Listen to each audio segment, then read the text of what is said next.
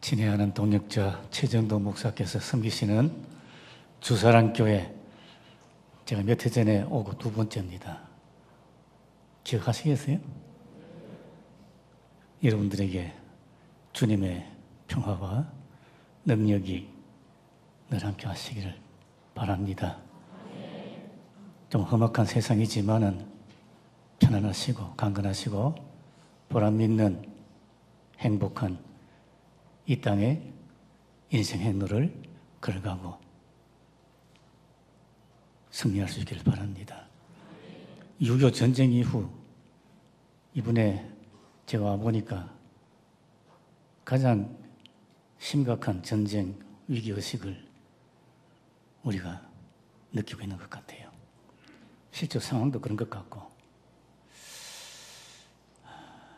이럴 때일수록 우리가 하나님께서 기뻐하시는 백성, 좋아하시는 백성, 아끼시는 백성 되는 것이 중요하다 생각합니다. 시베리아 남쪽 우라디보스톡에서 한 2시간 올라가면 우스리스크라는 곳이 있습니다. 거기 우리 선교사가 가서 사역하다가 취한의 흉기에 찔려 세상을 떠난 일이 있었습니다. 남편 목사 선교사가 목회하던 그 교회를 그 부인이 실망하지 않고 좌절하지 않고 목사 안수 받고 섬겼습니다. 그런데 유방암이 걸려 한국 와서 수술하고 온전치 못한 몸으로 우스리스크 가서 계속 사역하다가 세상을 떠났습니다. 그 아들이 지금 장신대에서 공부를 하는데 졸업을 했는지 모르겠어요. 작년에 제가 전화 통화를 했어요. 졸업하면 어떻게 할래? 그랬더니 우스리스크로 돌아가야지요. 자기 아버지, 어머니 그렇게 세상 떠나서 무덤이 있는, 섬기던 교회가 있는 우스리스크.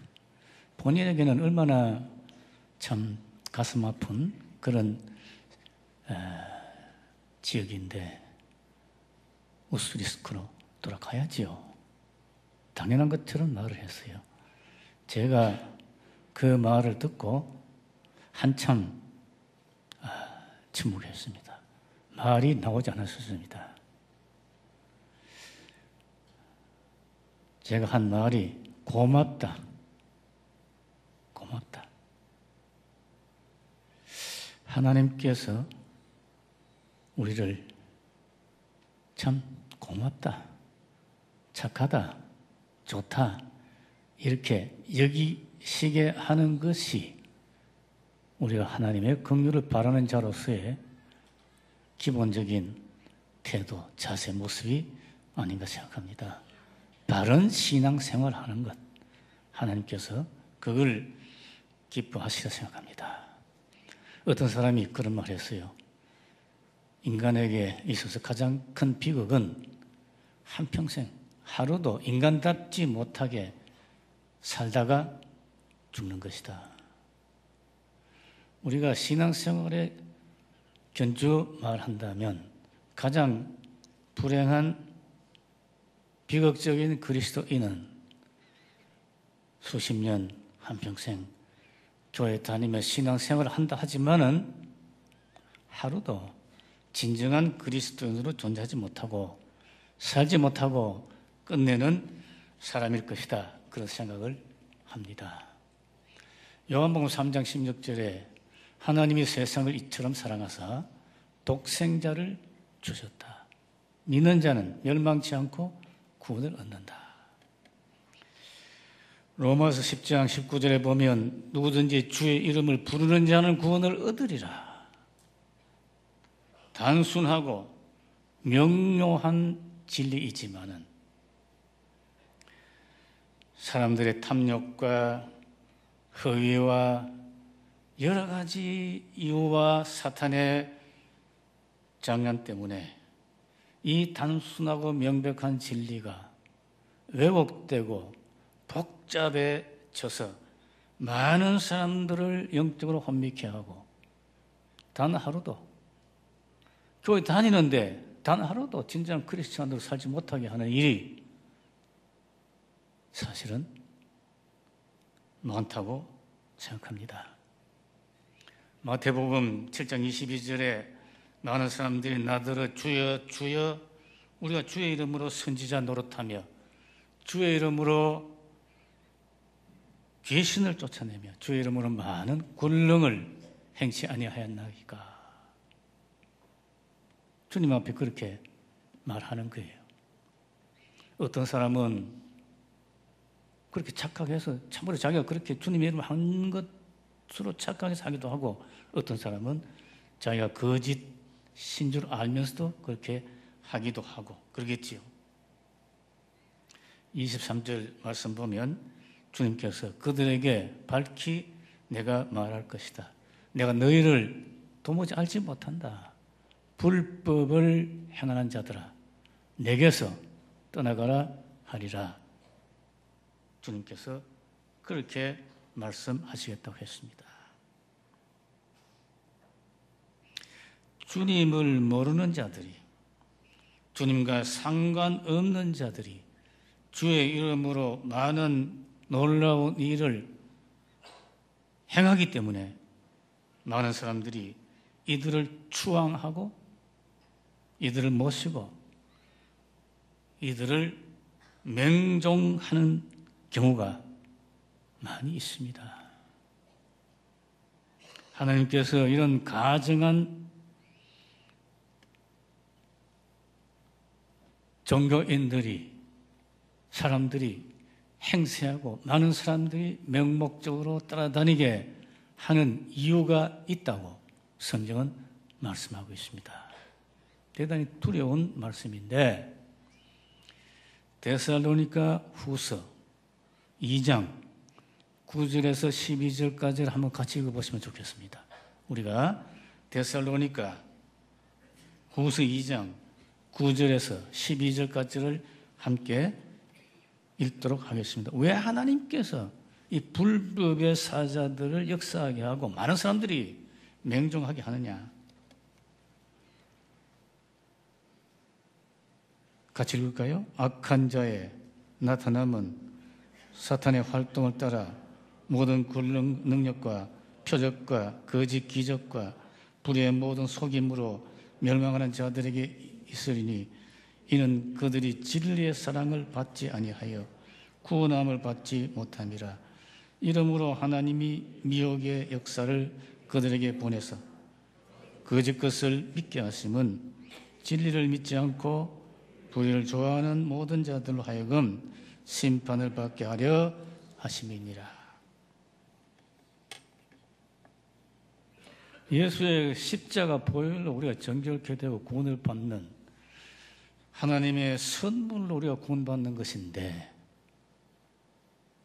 그래서 사도 바울은 고린도전서 2장 2절에 나는 예수 그리스도와 십자가에 못 박히신 것 외에는 아무것도 알지 아니하기로 작정했다고 했습니다.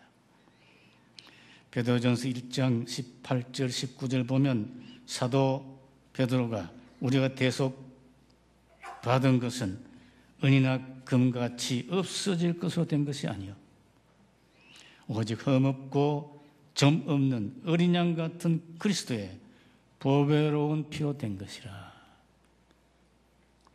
근데 많은 사람들이 예수 그리스도의 십자가의 보혈로 정결케 되고 구원받는 이 하나님의 은혜와 선물보다도 은이나 금이나 뭐 이런 것들을 더 좋아하고 원하고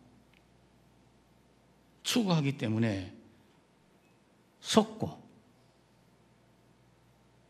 거짓 선지자들 따라다니기도 하고 혼란한 일생을 보내기도 하고 모태신앙이다, 평생 교회 다녔다, 내가 교회에서 이런저런 직분했다, 상관없이 진정한 그리스도인으로 한 번도 살지 못하고 끝날 수가 있는 것입니다. 오늘 읽은 본문의 말씀은 예수님께서 예루살렘으로 가시다가 사마리아와 갈릴리 사이에서 일어났던 사건의 기록입니다. 어떤 마을로 들어가는데 나병 환자 10명이 멀리 서서 외쳤다고 했습니다. 이 사람들이 멀리 있었던 것은 그들의 관습에 의해서 나병 환자들은 동네에 있을 수가 없었어요. 격리되어 있었어요. 접촉을 금했었어요, 일반 사람들과. 그래서 멀리 서서 외쳤다고 했습니다. 그들이 예수님 지나가시는 것을 알고 소리친 것 보면 예수님에 대해서 어떤 소식을 들은 거예요. 아는 것이 있었습니다. 우리의 병을 고쳐주실 수 있다. 그런 믿음이 어느 정도 있었던 것입니다. 그래서 외쳤습니다. 예수님께서 응답하셨어요. 너희 몸을 제사장에게 가서 보여주라. 그 사람들의 관습에 따라서 나병 환자가 치유되면 제사장이 확인을 해야 됩니다.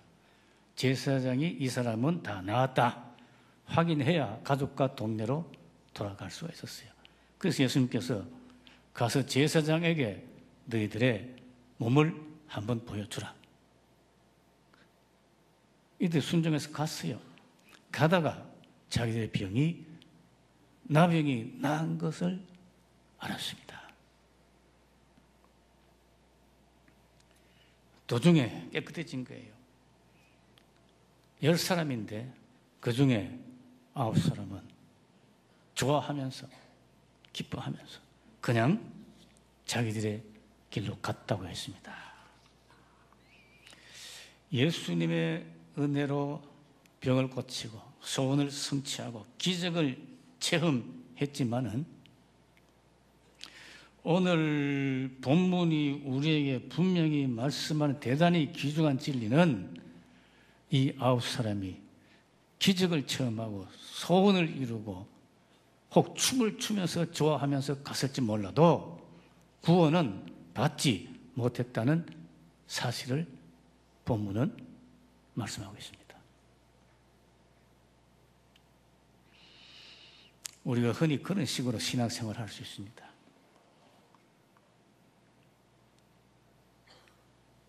많은 사람들이 그렇게 할 수 있죠. 우리가 알아야 될 것은 인간은, 우리 자신은 그렇게 간단한 존재가 아닌 것입니다. 우리가 영적인 존재들입니다.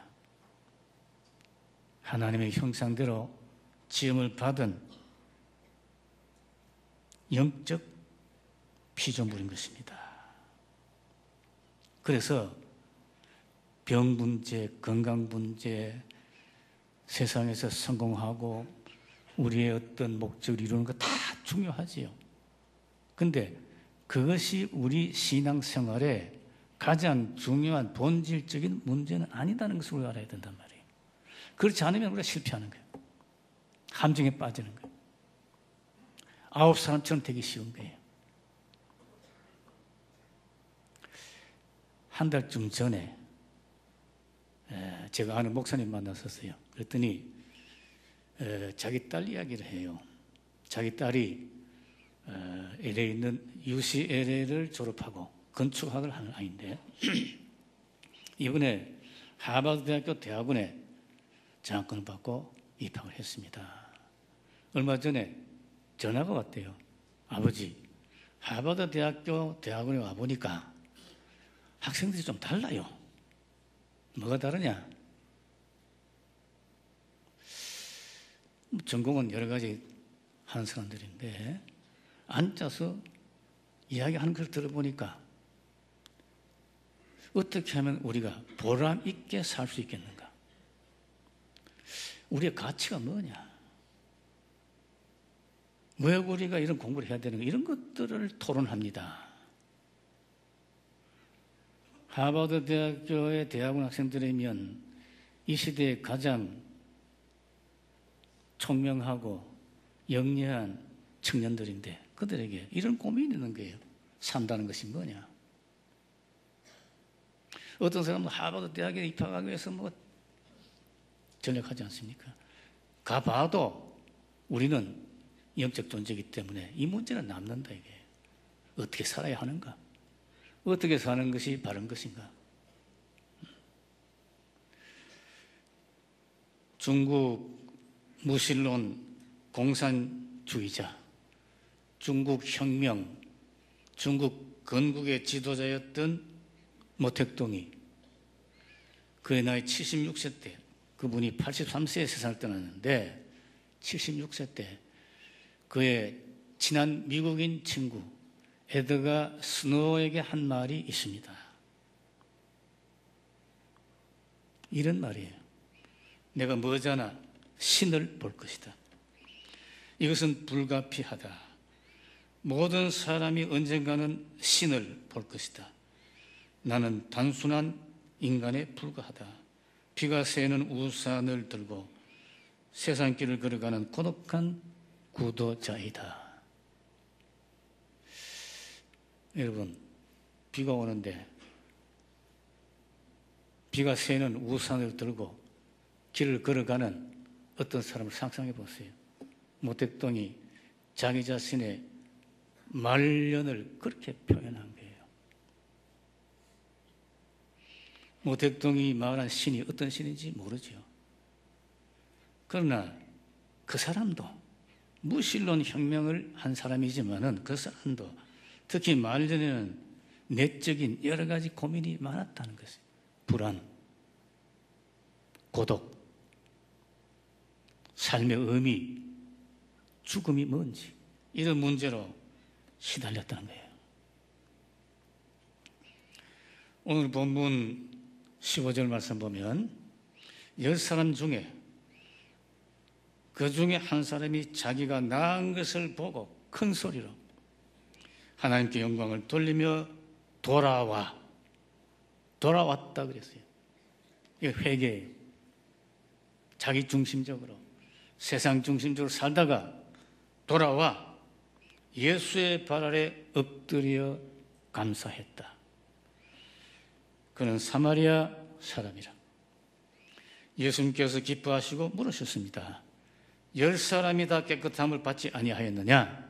그런데 9은 어디 있느냐? 다 깨끗함을 받지 않았느냐? 다 기적을 체험하지 않았느냐? 놀라운 은혜를 입지 않았느냐?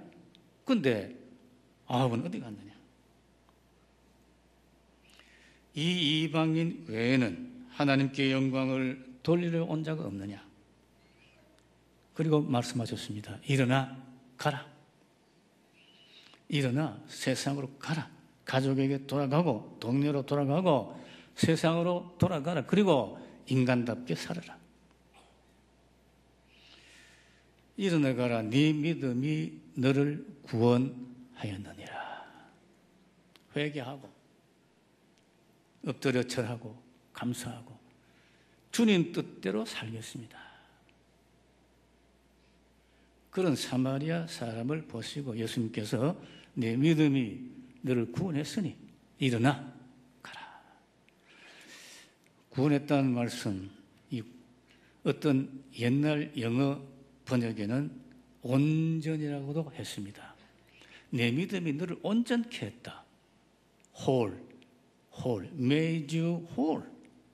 너를 온전케 했으니 온전한 인간으로 살아라. 같은 뜻이에요. 바르게 살아라. 바른 신앙생활하라. 그 뜻인데 어떤 것이 바른 신앙생활이냐? 첫째, 하나님과의 관계가 발라야 됩니다. 우리가 죄인인데 죽을 수밖에 없는데 예수 그리스도의 십자가의 보혈로 정결케 되고 제가 구원받았습니다. 하나님의 자녀가 되었습니다. 하나님 의지하고 순종하며 살겠습니다. 그런 사람, 하나님과 관계가 바로 된 사람입니다. 둘째는 우리 자신이 스스로 바른 관계를 내 자신과 맺고 살아야 됩니다. 무슨 뜻이냐 하면 우리가 분명히 내가 어떤 존재인 것을 알아야 한다는 것입니다. 하나님의 형상대로 지음을 받은 창조의 면류관, 이 땅 위에 복음을 전해야 될 그리스도의 증인으로 선택된 놀라운 존재인 것을, 존귀한 자인 것을 우리가 알아야 되는 거예요. 어떤 사람 열등감 갖는 것, 우울감 갖는 것, 이런 것 바른 관계를 갖고 있는 게 아니에요. 우리가 자기 자신을 소중히 여기며 감사하며 사는 것, 그것이 바른 신앙생활의 요건입니다. 셋째는 이웃과의 관계가 온전해야 됩니다. 우리가 날마다 사람들 속에 사는데 그들과의 관계가 올바라야 한다는 거죠. 복잡하게 말할 수 있지만 한마디로 말하면 사랑입니다. 우리가 우리의 이웃을 사랑해야 한다고 성경은 말하고 있습니다. 우리가 사랑이라는 말 말하지요. 우리 교회 이름도 주사랑교회인데 사랑 말을 많이 합니다. 근데 실제로 사랑하기가 얼마나 어렵습니까? 그냥 내가 사랑합니다 추상적으로 말하고 생각하기는 쉽지만은 구체적으로 나하고 부딪히는 구체적인 어떤 사람들을 예외 없이 사랑한다는 것은 쉽지 않습니다. 제가 몇 해 전에 재미있는 작은 이야기를 신문에서 본 적이 있어요. 어떤 전도사가 수십 명 모아놓고 사랑에 대해서 설교를 했어요. 여러분 중에 미워하는 사람이 한 사람도 없는 이가 있으면 손들어 보세요. 여러분 손들어 볼까요? 아무도 손 안 들었어요. 있는 거예요. 나 아무게 싫어. 안 좋아. 있는 거예요. 아무도 손 안 들었어요. 근데 막 다른 말을 하려는데 어떤 할머니가 손을 들었어요. 전도사님이 뜻밖이라 다시 물었습니다. 할머니, 정말 미워하는 사람 아무도 없습니까? 할머니가 고개를 끄덕끄덕. 다 죽었어요. 다 죽어버린 거예요. 끝장이 난 거예요. 요한복음 13장 34절에 예수님께서 세 개의 명을 너에게 준다. 서로 사랑해라. 내가 너희를 사랑한 것 같이 서로 사랑하면 이로써 모든 사람이 너희가 내 제자인 줄 알 것이다. 증거다. 그렇게 말씀하셨습니다. 우리가 사랑하면 우리가 예수님 제자처럼 보인다는 뜻입니다. 마지막으로 올바른 신앙생활이라는 것은 만물과의 관계가 온전해야 됩니다. 발라야 합니다. 자연, 환경, 내가 가진 것들, 이런 것들 바로 소유하고 바로 사용하고 바로 관리하고 바로 발전시키는 것, 이것이 바른 신앙생활입니다. 하나님께서 만물을 우리에게 위탁하셨습니다. 다스리라고, 청지기로 우리를 세우셨습니다. 로마서 8장 19절에 보면 피조물이 고대하는 바는 하나님의 아들들이 나타나는 것이다. 이건 지금 죄악, 욕심 이런 것 때문에 자연, 만물 이런 것들이 하나님의 거룩하신 뜻에 맞지 않도록 소유되기도 하고 사용되기도 하고, 그런 것이 하나님의 이 창조 질서와 어긋나는 거예요. 바른 신앙생활, 우리의 모든 소유와 자연 환경, 이 모든 것들을 하나님 뜻대로 사용하고 관리하고 쓰고 발전시키는 것, 이것이 바른 신앙생활의 중요한 요건인 것입니다. 일반적으로, 전반적으로 오늘 이 시대의 교회가 세상 사람들의 존경과 신뢰와 호의 이런 받지 못하고 있어요. 왜 그래요? 큰 교회도 많고 예수 믿는 사람들도 많다는데 9 사람처럼 신앙생활 하는 그리스도인들이 많은 것 때문에 그런 것이 아닐까 생각합니다. 우리의 세상에서의 조건과 상태를 초월해서 늘 하나님과 바른 관계, 우리 자신과 바른 관계, 사랑으로 이웃과 바르게 살고 모든 피조물을 하나님의 뜻대로 소유하고 관리하고 쓰는 착하고 신실한 하나님의 사람들로 바른 신앙생활할 의무와 책임이 우리 모두에게 있습니다. 기도하십시다.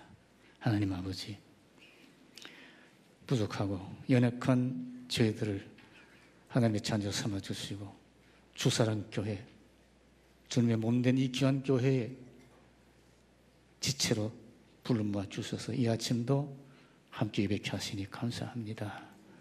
하나님 아버지, 개인적으로, 가정적으로, 민족적으로, 국가적으로, 세계적으로 대단히 어려운 비상한 때를 저희들이 살고 있습니다. 하나님의 긍휼을 간구합니다. 우리가 하나님 앞에 바른 신앙생활하는 사람들 되게 해 주시옵소서. 저희를 온전케 하시는 우리 주 예수 그리스도 이름으로 기도하옵나이다. 아멘. 질그릇같이 연약한 저희들이지만은 오늘 여기까지 저희들을 붙들어 주시고 도와주시고 인도해 주셔서 오늘 함께 주의 몸된 성전에서 예배 드리게 하심을 감사합니다. 우리가 하나님의 은혜를 감사하며 헌금했습니다.